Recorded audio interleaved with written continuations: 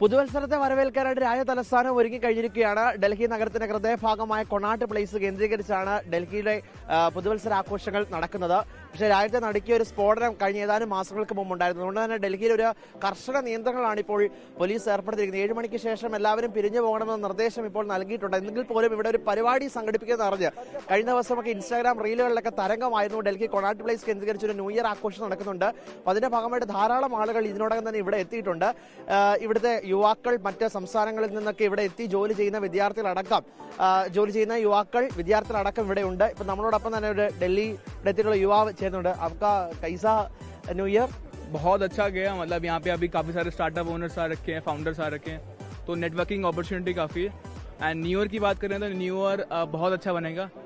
ऐसे कमाल के लोग यूथ्स आ रहे हैं, फ्रीलांसिंग कर रहे हैं. By the way I am the founder of Drop On, so I am also a founder and just figuring out this world. And बहुत सारे new year resolution new year resolution जिंदगी भर चलता ही रहा है. New year resolution so resolution लेने का कोई मतलब नहीं बनता. Hard works and discipline always beats motivation. So अगर आप में मोटिवेशन है शॉर्ट टर्म में वो तुम एक hard working person. Yes I am a hard working person with discipline. बोलो एक happy new year to our 20. Okay happy new year to all. അതിനാണ് കഷ്ടപ്പാടും അധ്വാനം ഒക്കെ ഇനി അങ്ങോട്ടുള്ള വർഷങ്ങൾ ഉണ്ടാകണമെന്നാണ് യുവാവ് നമ്മളോട് പറഞ്ഞത്. ഹരിയാന സ്വദേശിയാണ്. എന്തായാലും നമ്മളോടൊപ്പം ചേർത്തിട്ടുണ്ട്. അപ്പൊ ഇങ്ങനെ നമ്മൾ ഈ ദൃശ്യങ്ങൾ കാണുന്ന പോലെ ധാരാളം ആളുകൾ ഇപ്പോൾ ഈ കൊണാട്ട് പ്ലേസിലേക്ക് എത്തുന്നുണ്ട്.